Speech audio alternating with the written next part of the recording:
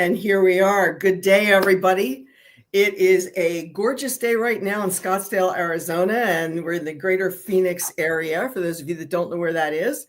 And I am thrilled to be talking to a friend and a colleague and somebody I met a number of years ago out networking, Karen Loomis. Now, before I introduce her, let me just say a few things about who I am and what we do at Aligned at Work. So I'm Laurie Battaglia, the CEO of Aligned at Work, and we are a company that does leadership development. We still do DEIB work, and we are here to help people shift into truly inclusive cultures where people feel like they belong. We like to say we're the experts they call when organizations really want people to want to go work there. So I am thrilled today to bring to you Karen Loomis. She is an author, a creative, and a college professor. And Karen, could you introduce yourself to the crowd and tell us a little bit about you and what you do for life and work? So if you ask my students, I'm very old. So we'll go down that path. But so, I mean, the best way to describe what I've done for the last 25, 27 years was none of it was intentional. I didn't intend to teach college. I didn't intend to go down the field of marketing and advertising. I didn't intend to write a book, never wanted to do any of those things, but life has different plans. So this is my second career, my second 20-year plus career. So I've been there, seen lots of things, and some of the things I've seen aren't so fun. Yeah. And then we're going to talk about that today and actually speak very frankly and candidly about that. I want to welcome anybody that's on any of our channels, whether you're on YouTube or LinkedIn Live or Instagram. If you put comments, we should be able to see them here in StreamYard, and we will, or questions, and we will address them directly. Karen,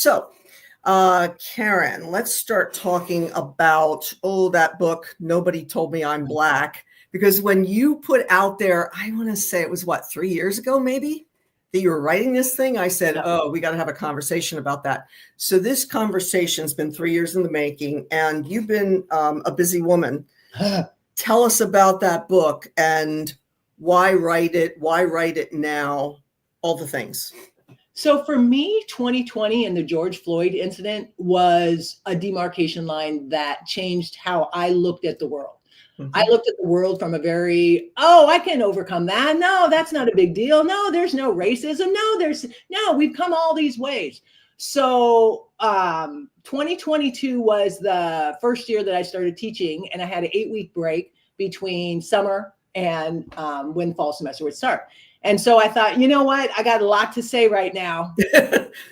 And let me just see what I can get done in 8 weeks. And with no goal, no plan, no outline, I'm just going to write on topics that really have pissed me off over the years. And so 125,000 words later, and it's now 3 books, that I guess I had a lot more to say than I thought. So I never wanted to be an author. That was never a desire of mine. But what is very integral to who I am is I speak, I use my voice, and I'm not afraid to say the things that other people are afraid to say. Mm-hmm. And I think we have that in common. Yep. There's no question about that. Yeah. Oh my gosh. So for everybody listening, Karen and I actually met out at a networking event. It was a combination of networking, philanthropy, and really cool women and a few probably men coming together. Little happy hours here and there. Little thing. And I remember I actually looked across the room, looked at you and said, I gotta go meet her. Like there's sometimes that draw with somebody that you're like, I need to know more about that woman. She looks interesting. And I somehow did that. Yeah. And so that's how we met. And then we've just stayed connected through our love of cats and dogs. Yeah. You have dogs. I don't anymore, but you've got dogs and cats. And for our audience, they could be joining us anytime. We really never know. They're not as well trained as I'd like to say. Right. And how much can you really train them anyway? They just do what they do. They train us. That's what I learned. So when you started writing the book, which has turned into multiple books, what were some of the things that really came up that you wrote about? Because I've not seen a copy yet. So I really have not even read my own damn book. I wrote based on what I was in the mood about that day. So I would wake up and I would just say, well, I'm just going to start writing on whatever topic. So a perfect example is on 4th of July of that year, I believe that was the year in the Midwest where that individual went shooting through the 4th of July parade. Yep. And that was a chapter that got written in probably an hour and a half. So what I know about myself is I'm much better when it's reacting to something, an event, than I am just, let me just plan this out. So for me, my the writings and the things that I create when I'm reacting to an event are much more powerful than if I sat down and did an outline. So this book doesn't run chronologically, but the premise of the book is, I grew up in Spokane, Washington. For those of you who have never been to Spokane, Washington, when I grew up there, it was less than 1% African-American. Okay. And so it never occurred to me that my skin color was going to impact my opportunities in my future.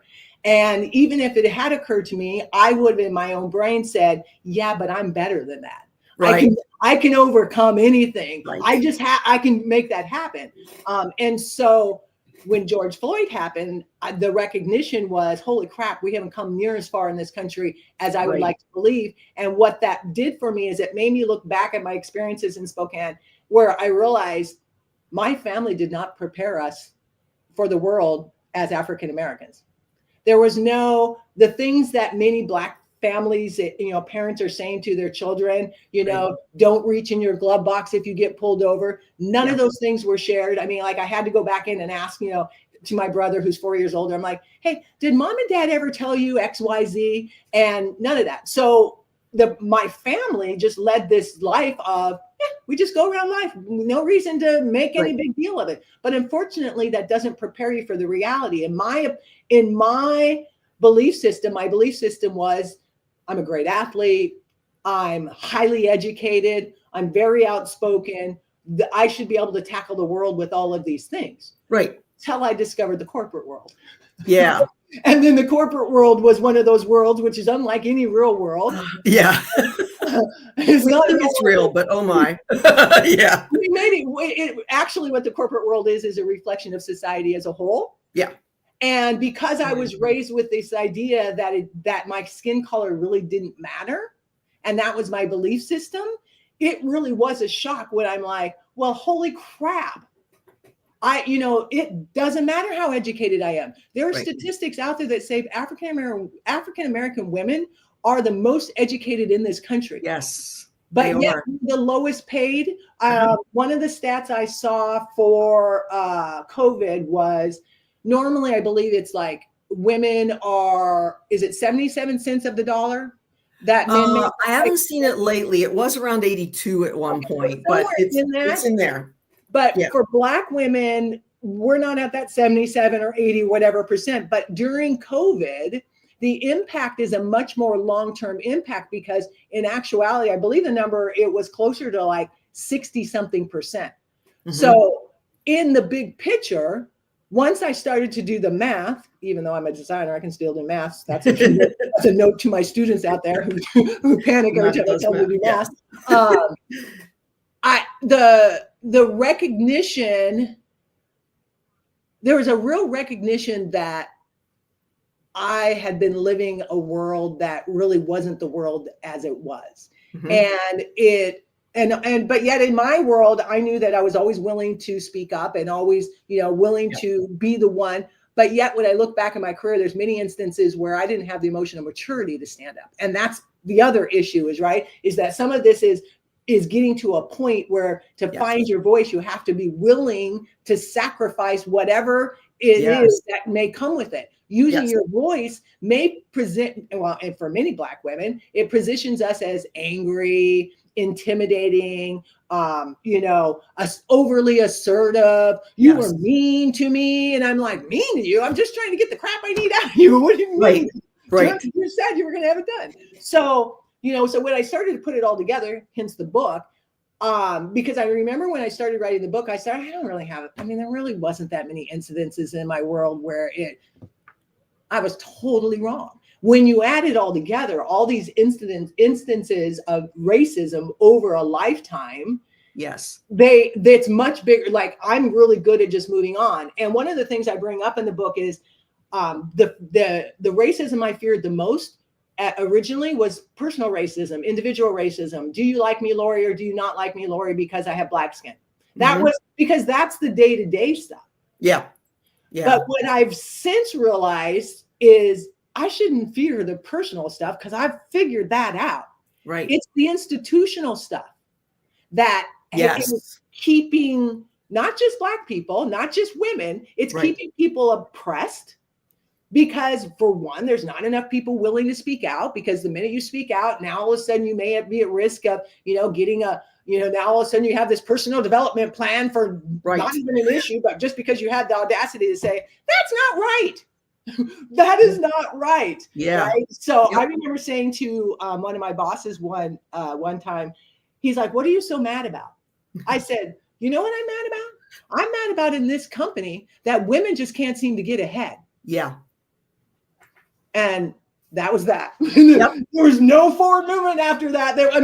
But really, I recognized that even in my 40s, which I look back and I say, oh, what a young chump I was in my 40s. But I look back at that. And so there's instances like that where they pile up.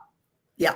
They pile up over time. But when you're dealing with them at the time, you're dealing with it from a personal level. But really, the level I should have been dealing with it was much more from an institutional level, because that's the corruption. That's the part that has made me lose over $1 million in my lifetime of potential earnings. Yeah. I'm pretty sure I could have used that $1 million. Yeah. I'm pretty sure that would have been helpful somewhere along the line. Yeah, let's talk about that, because you brought that up when we were having our pre-meeting about the money lost and the effect on generational wealth. And I just want to throw in a caveat too before we go past the, how much of the dollar, if it's a white male dollar that we're measuring against, then what? And Black women are less than white women, but then you go down and it's like brown and indigenous, and it just gets worse and worse. And so you can't make that up easily in a lifetime. And years ago we talked, I'm a feminist, so therefore I viewed everything, and still have, when I compare to racism, and I know it's not fair to do it this way, but my only experience is the male-female fight. And it's similar. It's very similar. It is similar. It's not the same, but it is similar. And then I've learned from the Black women in my network, like there's a whole different layer for Black women than there is for white women, which I did not know until probably 10, 12, somewhere between 10 and 15 years ago. Yeah. So, and the other thing that you're saying too is like, you didn't think it was that bad. And then when you look back, you're like, oh, hell. When I watch old TV programs, which we do to escape the reality of life, I'm like, oh my God. I love Murphy Brown because I couldn't actually get it on my TV back in the old days before cable, because there was a mountain in the way and it was blocking the signal. So I'm watching it now. I used to dress just like her and was compared to her. Suits and stuff? Yeah, I had oh my God, the suits and yes, all the things. And then, they're telling Corky that she should go home and put on that little fancy number.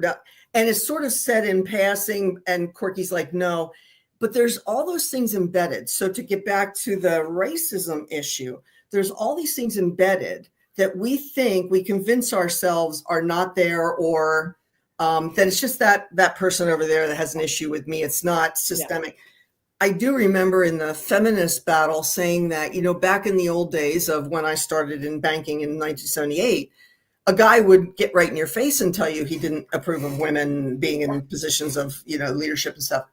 But then it got subtle. And there were times when I said, boy, on one hand, I hated it when it was overt, but it was a little easier because you think you're crazy when, like, is it there or is it not there? Did he just say or do or look the way and it's women on women too. I'm saying he. No, it's all. Yeah, it's all the things.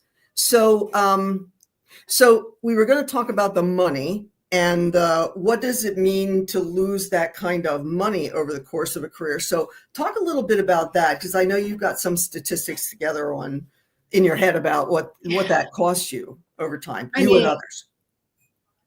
I'm gonna call it the trifecta. So women of a certain age, we hit that certain age and now we're old. Yep. So you have the ageism. I already am a woman, so now you add the sexism. Yep. Then you add the racism. And so it happened to be one time when I was still in my corporate career, I didn't really have a department. So I used to hang out with the HR girls a lot. And I remember we were at an event and I was sitting at their table and they were talking amongst themselves and I'm eating lunch and not really paying attention until I hear out of the side of my ear something about protected individuals. And I went, huh? Yeah. And they kind of hushed up a little bit, but I'd already caught the whole thing. But it was the first time I recognized that, hang on a second, I have a little more power than I think. Because as an individual, you don't think you have power. Right. But theoretically, HR is not there to protect you. Let's just be real. It's not there to protect you. They're there to protect the company. For the company. Yeah. But the company is not going to cut off their nose to spite their face. That understanding of what they're not going to do gives you the power to state what you want. Yes. And that's a maturity piece that I did not have in my 40s.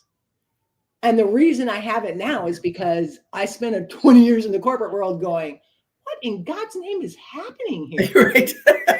Yes. I mean, like, and like you're saying, you know, I remember asking in the corporate world, asking for things that other people at my level already had that were not necessarily related to compensation, but were extra benefits. And I remember being told, well, let me think about it. I'm thinking, what, you, my father? I mean, like, this is not asking if we can go have ice cream. I mean, what, the individual never got back to me.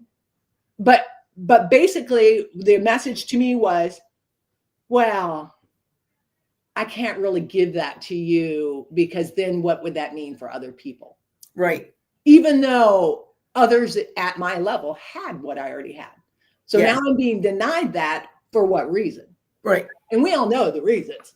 We all know. I worked in a male-dominated world. So we all know the reasons. So the things that happened early on in my corporate career are things that would never fly as I pass. And so that's the message really to people that are listening to this is at some point you will find your voice. There is always a consequence. There's always a consequence to using your voice. Yes. And you have to be willing to accept that consequence because you want the change enough. Yes. And when I look at the money is the part that's the most important to me because that's the thing that impacts my quality of life. And because I'm not paired up with a significant other, I don't have double income, right? Sitting around. I raised my daughter on my own as a single parent, you know, going to college when she was, 3 or 4 and all the way through. Yeah. So those struggles are very much a part of my DNA. And those struggles are struggles that I, in my own head, say, there's nothing I can't overcome. But I cannot overcome statistical or institutional racism, sexism, and all the powers that be to keep us where we are. And the biggest loss when this comes down to, and it's not just the corporate career, where I saw the biggest loss occurring is opportunities in my business. I'm not getting the opportunities strictly because the first thing you see about me is my skin color. And all of your biases come rearing up, whether you know they're there or not. And that is enough to make you say, I'm just going to hire the white person. Right. I'm just going to hire that person. That person, I remember going to an interview. I used to say XYZ, the name of the company, the home of the 2-minute interview. It was a company that had, again, male dominated world. It was a company that had a parking garage underneath. And I was going up maybe 2 floors. I got into the lobby, stood there in the lobby, walked into a room. The guy didn't even sit down, flipped through my portfolio in a record time. I was back in my car in 2 minutes. I mean, it was, this is me in my car. What happened? What literally just happened?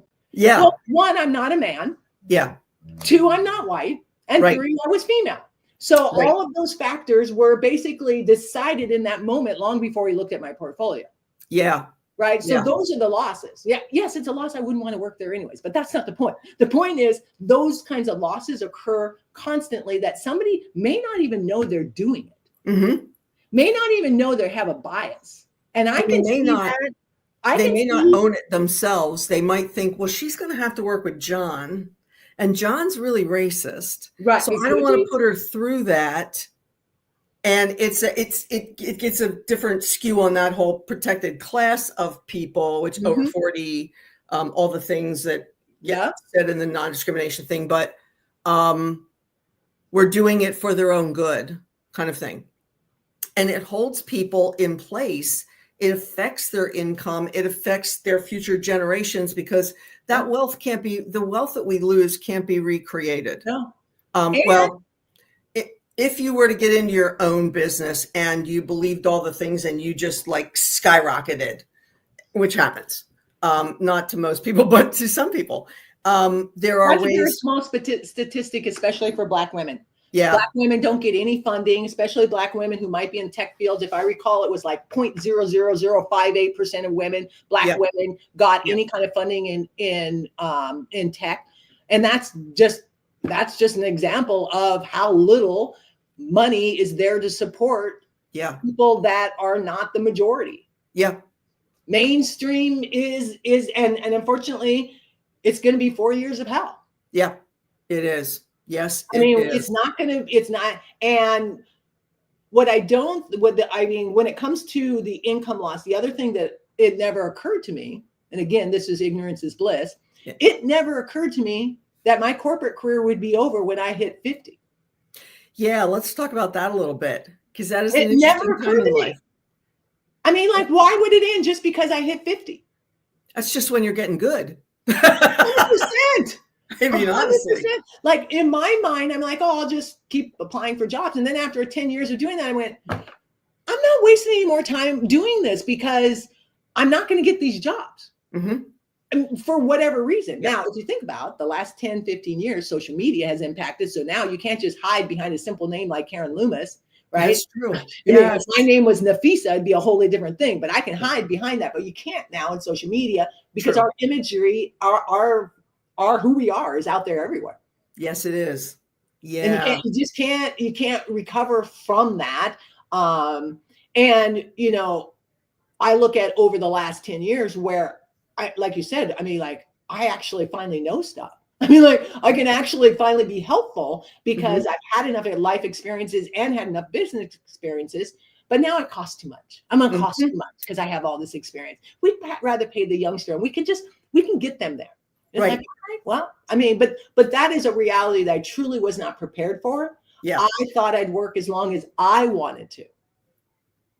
And I had no idea that I was going to be cut off at 50, which for the last 12 years has been that $1 million would have come in handy. Yeah, really. It really would have. I mean, you know, the retirement, there's no retirement. I can't retire on what? What am I going to retire on? Certainly not Social Security because we don't know where that's going. Right. Right. So Yep. I mean, like, yeah. I don't have solutions right now. I hit my 50th high school reunion last year. I know. I always thought those people were really old. Yeah. But there we were. And it was interesting. Most of the guys were retired and had worked to be retired. Like they wanted to be retired. But most of the women who had worked all the way along anyway, it wasn't like they were, oh, I didn't get to work until all the kids were grown. It wasn't necessarily that case. It was like, I'm finally coming into my own. I'm 68. I'm going on 69. I want to work because I can do it my own fucking way now. Yeah. And I'm going to keep on going. And it wasn't necessarily, there was some in that room that, you know, it was because they had to, because they didn't have enough money to live otherwise. But in a lot of cases, the women were doing it because they could finally do things their way.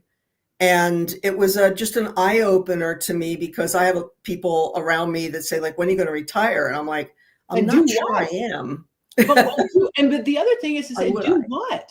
Right. That's what I say. And do what? I mean, like, my mind is as ready to solve problems as it ever has been. Yes. And so why would I quit now? I mean, like, first of all, right. Wells Fargo actually wants their mortgage payment. So they do. They want mine too. I don't know why. Unless that changes anytime soon. But like, as a great of a problem solver as I am, I can't problem solve away $1 million loss. Yeah. And even if it's only 500,000, 500,000 is an amount that I could have in a 401k, is an amount that I could have been invested in other things. Mm-hmm. I don't have that. I'm not alone. There's many Black women like me who don't and have been working. Yeah. And still don't have anything that's going to support them when they get to retirement. And let's not forget, women live longer. And yes, they do. And when you think about all the money in education, because we said Black women are probably the most highly educated group of people out there. That education costs a lot of bucks. I know more PhDs that are Black women PhDs than I think I ever expected to know PhDs, period, and Black men as well. And I suspect that not only we'll give it this, it's a love of learning, because you can't get that far without a love of learning. Yeah. But I think we keep on thinking that if we get one more thing, that the boundaries will come down, that we'll knock through the wall. Yeah. And we'll get going. And that wall is still there. So let's talk for a minute. And yes, Valerie, I agree with you, 4 years and beyond and the damage being done. Let's discuss DEIB, if you'll go there with me for a minute, just DEI in the world of our current administration. They don't want to put the belonging on there because God forbid. And I think that a lot of people think they know what that stuff is and they don't. So that's one thing. But I think it's gotten a bad rap, and because people still think that quotas are out there and that somebody gets hired one over the other. I can assure you that when Karen Loomis gets hired, or Laurie Battaglia, who was Laurie Green back in the early career days, when we get hired for something, we have worked our asses off more and proven ourselves over and over and over again. And I remember being an acting branch manager in banking for 6 months before they decided that I was qualified to do the job I was already doing. And that happens to women, and specifically to Black women and stuff, over and over and over again. Like, well, we'll see if you're okay. So they get a lower paid worker. What's that? They're getting a discount. They are getting a discount. And and here we are. So I saw something this morning that gave me hope. And I think the same thing happened at Costco. The John Deere stakeholders. So John Deere was one of the companies that in the middle of last year said, we're going to take the DEI out of everything. And I'm not sure exactly what they said. So please don't. Yeah, but John Deere has no Black people. It's freaking farmers. I mean, however, come on now. And however, their stockholders said, stop it, and voted to keep it in. Like, this is like an overnight thing. So breaking news. I just saw the headline this morning. And I'm like, oh, so what I've been saying is, fine, eliminate all I don't believe in the eliminate all you want, but do what you're doing and you will have a mutiny with the next generations that are already in the workforce, Gen Z, millennial generations. Don't take that kind of shit very well. Yeah, but Gen Z is soft. They don't have a voice. Not yet. Well, not yet. I'm trying to get them to use their voice because I'm like, you guys, because right now they'll just sit there and watch it happen. Yeah, this is true. I think I'm not mad at them because clearly in my 20s, I wasn't using my voice either. Exactly. Yeah. I was using it on a personal thing to try to get ahead at work. Yeah. But I wanted nothing to do with politics. Or global change or some kind of political something. Yeah. Yeah. I only really got into that the last, when was 2016? From 2016 on. Yep. We all know the reason. Yes. What a surprise with that timing. I wonder why. Yeah. Yeah. So I get it that you're young, and I hear that a lot when I'm out and I'm like, hey, the world's going to hell in a handbasket. And some young woman will say, I don't know, I really don't pay attention to politics. And, I'm just raising my kids and trying to work here at the, nail salon or the restaurant or whatever she's doing to make a living. And they're really, disinterested in it. but I'm afraid the world's going to be our world in America is going to be destroyed if we keep that up, and only they can save us, and they will deal with the consequences more than the rest of us will. But here's the thing, I think. When I was in my 20s, I was raising a daughter. Yeah, me too. It was during the Reagan administration, which I have a chapter in my book called The Presidential Pendulum Swing. Yes. Because that's how we handle life in this country. Obama, great. Yes. Trump, horrible. Yes. This is how I describe Biden. Biden was the rebound boyfriend that everybody was glad you just weren't dating the other guy anymore. He was just like not Trump. He was yeah. He was the in between. Just everyone's okay with him. He'll be gone soon. And now we went whoosh, and we'll do the same thing again. It's this whole wicked swing. I mean, people do it in their own lives with relationships. But what I discovered when I was doing the research to write that section in the book is during my 20s, when I was raising my daughter was born in 1984. I'm just living life. Yeah. I didn't pay any attention to the fact that the Reagan administration incarcerated more Black people than any other Black men than any other administration. And I have no memory of that in my world. I only know it now because I did the research. Yes. Yes. And I should say that, just to really throw a little gas on the fire here.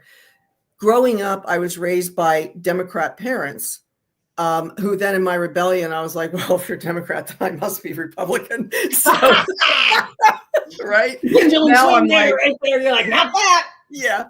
Yeah. So, and if you knew me then and now, you can see that in me. But I voted single issue. So I was a 17-year-old mom. I gave birth to my son in my senior year of high school, the day after Christmas. Oh, and that's a tough senior year right there, girl. Right? Oh my God. In 1973, when those things simply weren't done in my school, decided that even though it was a women explosion time frame of women taking power, there were still all these societal rules oppressing at the same time. Bingo. And it was a miserable effing year on so many levels. I can't even. But so I knew what it was like. Now, abortion was never a consideration for me personally, because I thought, I believed that if that child was coming in, then he was coming in for it at that point, because we didn't know till they came out what they were, that, he was there for a reason. And so I didn't want to give him up. I didn't want to do any of those kinds of things. I later married his dad to get back at my parents. He said, "You're not married, that boy." Anyway, we got married when we were 19. And that lasted 22 years. Which is amazing in itself. Yeah. Well, I'm stubborn like that and about to make, going to make my point with it. And the thing of it was, in 1973, you simply didn't do that, but it caused me to then vote for pro-choice because I knew what the desperation felt like. And I'm like, I'm just going to vote for pro-choice people. Now, back in the day, the Republicans were pro-choice and the Democrats were pro-life. Interesting. And I began to just vote not by party, but pro-choice candidates. And I ended up on the Democrat side. And I'm on any side that's not crazy. There's that. One of those sides, because that's the side I'm on. And then I married my Joe, who swings as far left. He's Bernie Sanders, pretty much. Yeah. And I began to do the research and look at the things. And I'm like, what do you mean Reagan was bad? Oh my God. I mean, and it wasn't just charismatic. Right. It was decades later, the impact and what it did to Black families. Oh my God. The structure of Black families. And that's why so many Black women are raising children on it. And the interesting thing about the Reagan is his whole campaign was based on the fact that Black women just want the handout from the government with welfare. I mean, I remember those all stories. of that stuff. I'm like, I'm researching to write this chapter in my book, and I am steaming. I bet. And I lived this era, and I have no memory of it. Yep. That's what I worry about for Gen Z. And you are a college professor that deals with Gen Z all the time. So are there any of them that you've run into that are politically active or? There's usually out of 20, out of a class of 26, here probably is one or two. Okay. And that stands with what my experiences were growing up. Like I went to school with a gal that was big into CPR when CPR wasn't a big thing. And she'd go around and tell us, you all need to learn CPR. We're like, okay, Joel. Like, it's a weird thing, but all right. Yeah. So there's always those few that have some, but also this is a Christian college too. So a lot of them have done some community work with their churches and missions and all kinds of other things. Right. But yeah. Yeah. I just can feel myself at their age where I'm just trying to get through life. I'm just trying to get through college, right? I'm just trying not to, break down because my boyfriend broke up with me, whatever, the drama that occurs at that age. Yeah. Yeah. Or get pregnant or whatever. Yeah. Right. Trying to get through college. So that, when I look back at that time frame, there's no points in my head that connect. The only thing that I remember from that time frame was the Deere program with Nancy Reagan. Oh yeah. That was the big thing. Yeah, because my daughter went through the whole Dare program. It didn't really work for her, but it clear, but that was what the biggest connection, which is so funny, the whole war on drugs, because really wasn't a war on drugs, it was war on Black people. Right. Which I'm not sure we're not going back there. I'm not sure either. And it just reminds me of how important it is where we get our news sources and what kinds of things we read and take in, because that has so much of an impact on how we think about the world. Because I'm thinking about what the messages were in mainstream media back in the day, and what I believed and and some of it, yes, you're right, Valerie, it didn't work for anyone. It's just like, I just remember, like, I've really started looking at that. Where am I getting my news from? I joke, not a joke, that I get it on Facebook. I get all my news on Facebook. Well, Facebook stopped allowing news on there, so you had to actually go into the news stations now. At that point, I just downloaded the app. I went out. It's time for me just to download the app of AP. Which on another thing, I love the fact that the presidential administration right now is like, AP News, you need to go to hell. Yeah. Like, we want to control the narrative. Boy, that sounds like democratic systems, doesn't it? When we control the narrative. I'm thinking, oh my God. Yeah. It is quite interesting. I'll leave it at that because boy, I could go, but I know. 45 on that. Yeah. We'll put a pin in that for now. Let me see what else we wanted to talk about here. I did want to bring up something that is relative to what we were talking about, how we were more, in our younger years, we were more concerned about, personal relationship, individual racism, than much more so than the institution. But we were also raised to not ever blame anything on racism. Do not ever bring up the race card. Are you freaking right? kidding The race me? card, yes. You will totally be an outsider. You even if you're right, don't pull the race card. Right. And that is still a strong feeling in me, where I will try to find ways to not have that conversation, because the minute I bring up race, the whole conversation is shot. Yes. But everybody goes on guard. Yeah. And I hope we have gotten over that, but I'm not 100% sure, because when I have topics with my Gen Z in class, they don't really want to talk about it. So I'm not sure we're progressing. I'm not sure either. And I'm thinking about how, as I've aged, like where my head was in this generation, where my head was in that generation. And we usually, one of the things that when I do training and things like that with leaders, and they talk a lot about if everybody just had common sense, and if I could do anything, I would eliminate the term common sense, because it's based on how I grew up, what I believe now, like all my experiences, which are not the same as your experiences. It's called an intersectional lens. I love it. It's all the family, church, community, all those factors, scouts, what kind of things, sports, what were you involved in?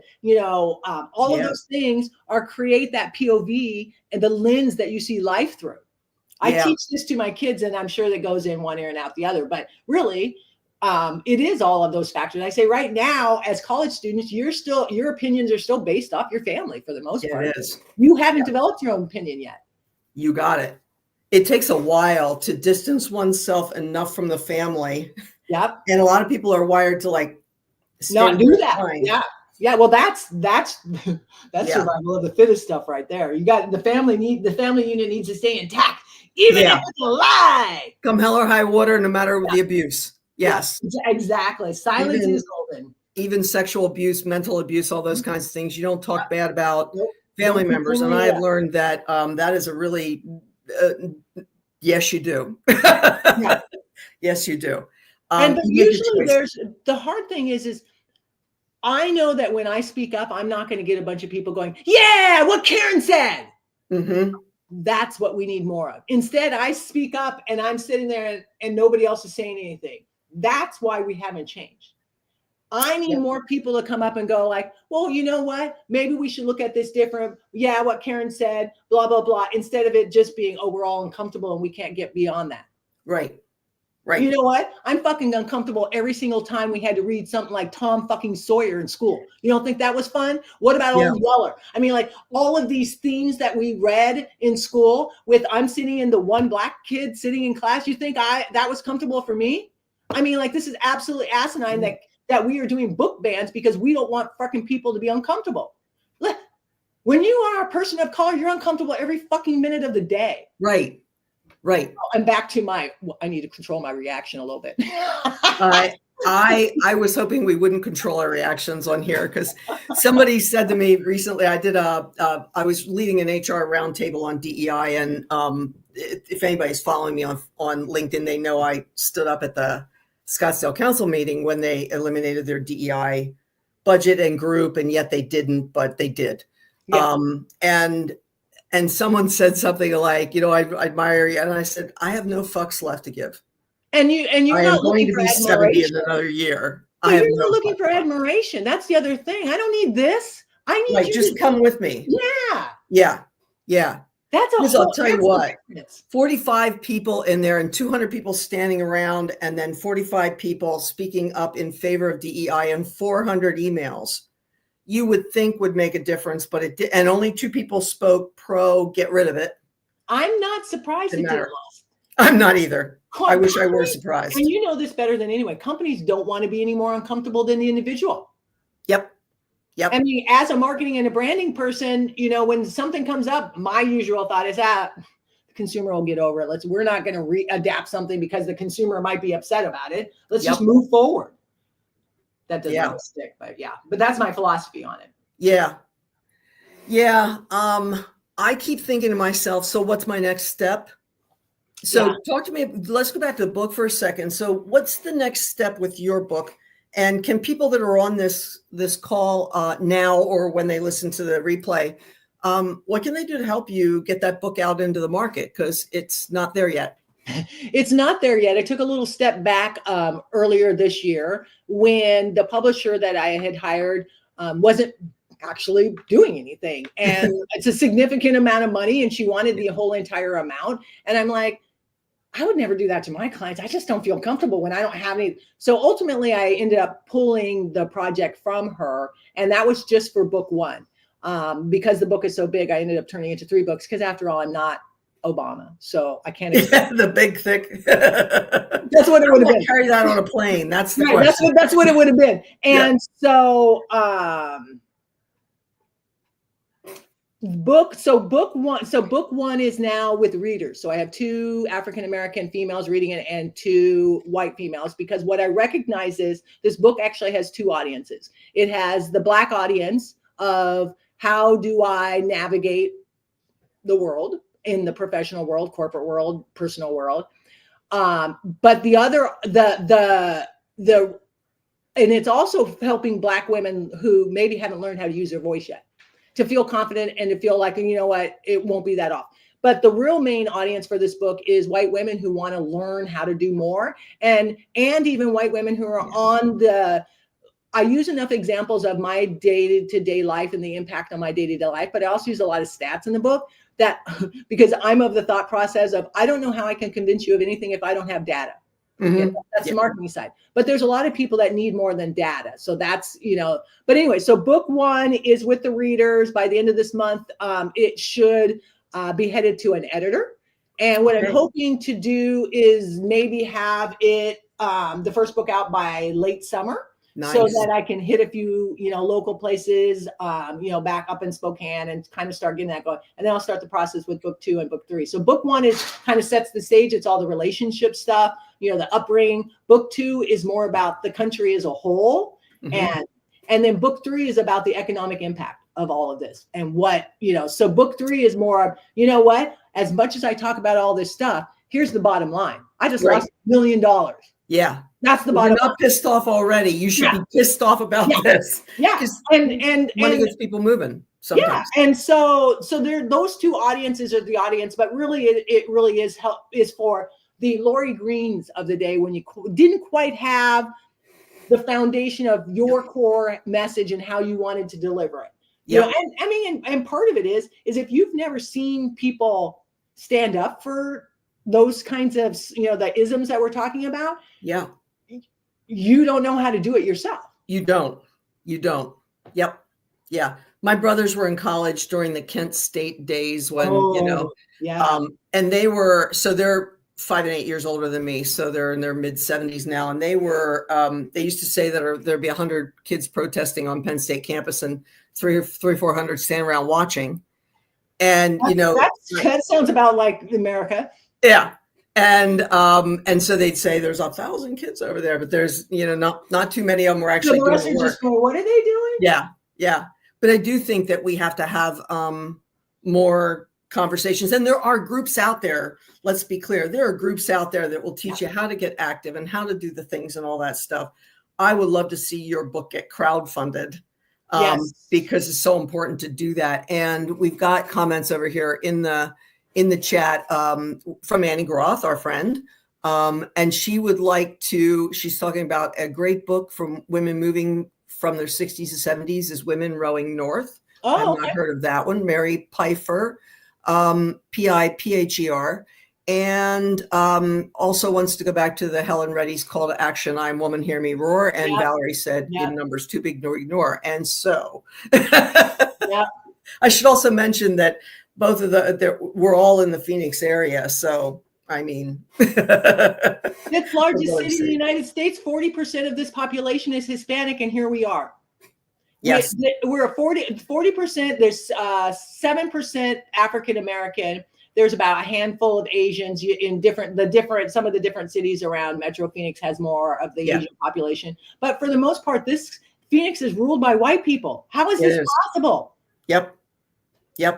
The numbers are really small for Black people here, which I know. Not as small as Spokane. Yeah. I was winning when I came here. I see Black people all the time in the store. Anywhere I go, there's Black people.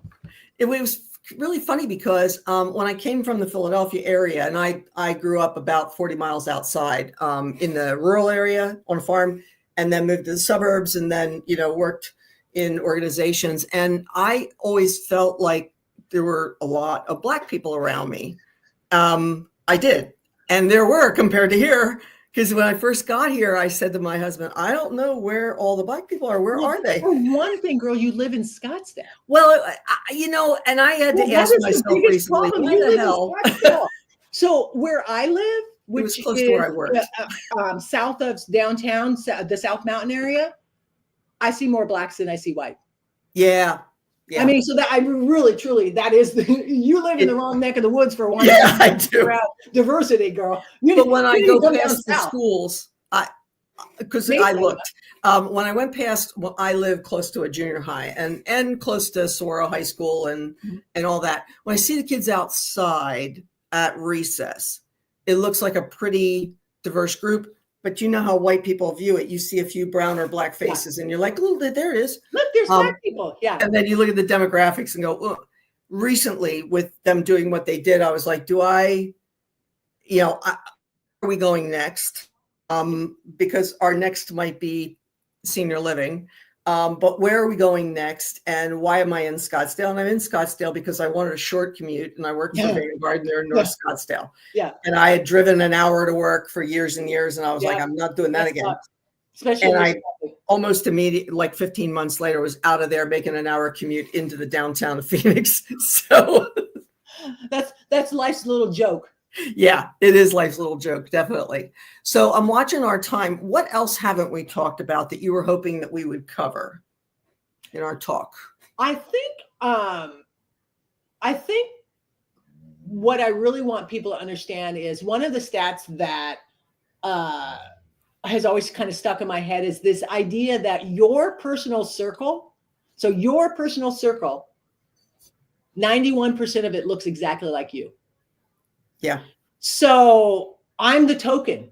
I'm always the one that is there. And so here's the thing that, I mean, none of my friends want to be talking about these topics, right? And so the other day I was out with a girlfriend of mine and we were talking about Prescott, and those that are not from the Prescott area don't know what Prescott's dirty little secret is. That's not so dirty and not so little and not so secret. Yeah. But the problem with Prescott is Prescott is a very much a Trump land. And so I was mentioning this to my girlfriend as we were driving into Prescott, and she goes, "Oh, well, we were here not too long ago. We didn't have any problems." I said, "Girl, because you're freaking white." This is my entire point, is that when you only see things through your own eyes, it never occurs to you. So what the point of me writing this book was to share things so that you could see a normal Black person, right? Not the ghetto Black person, but the normal professional Black person has these experiences on a day-to-day basis, not random. They're not just one off. They're every single freaking day. Yep. And how that it happens because they don't say anything. And they've been punished when they did. Well, or they feel so uncomfortable that you don't want to bring it up again.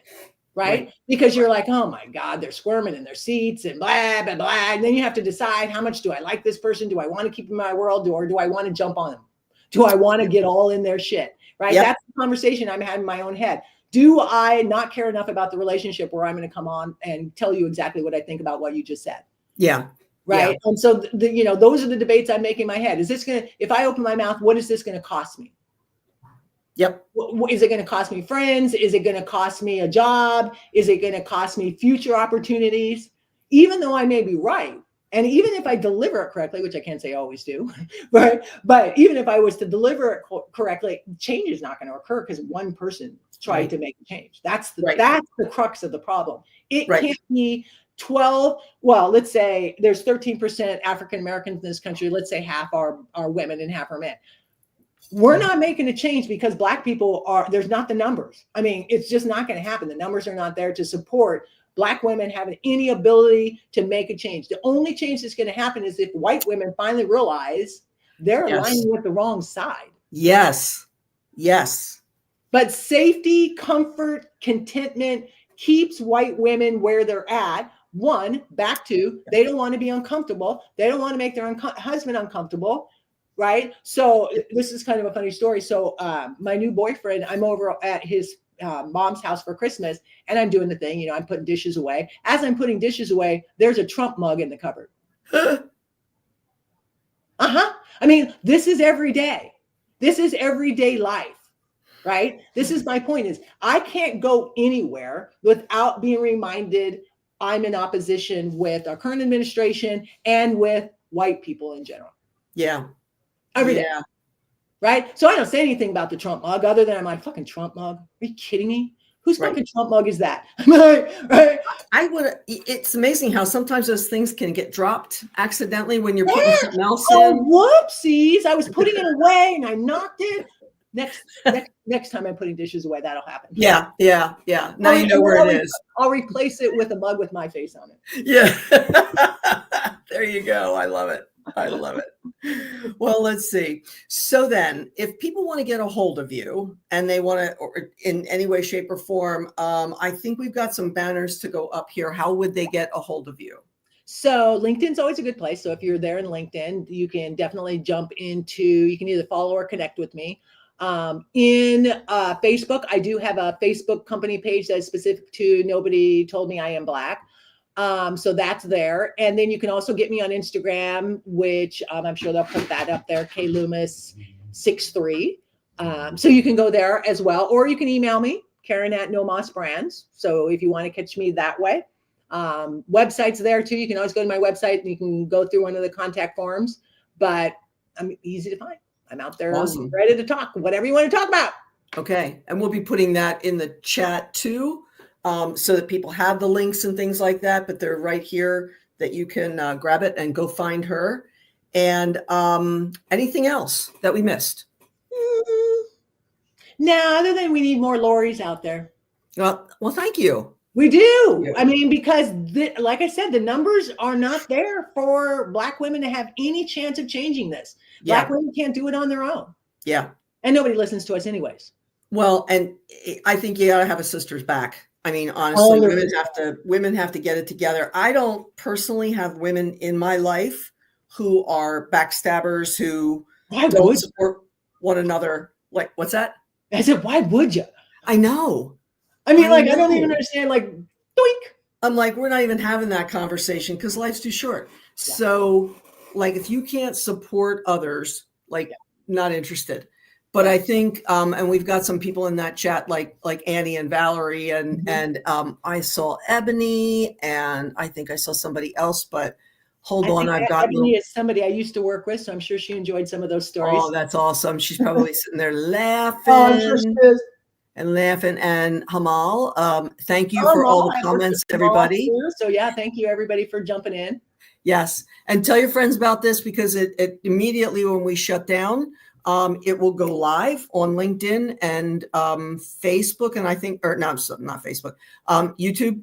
Yep. And I think there's something we do to it to keep it out there on Instagram, so that might be not instantly live, but we're out there. So.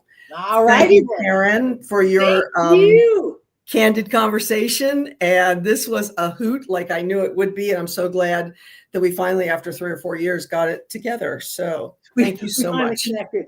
And we have to get together so we can talk. Yeah, you have to come pet my cat again. And he's going to get his summer shave sooner or later. So you're going to want to get there before. I'm going to miss Elaine's mane. Yeah. So, okay. Thank you, everybody. And thanks for watching. Bye. Bye-bye.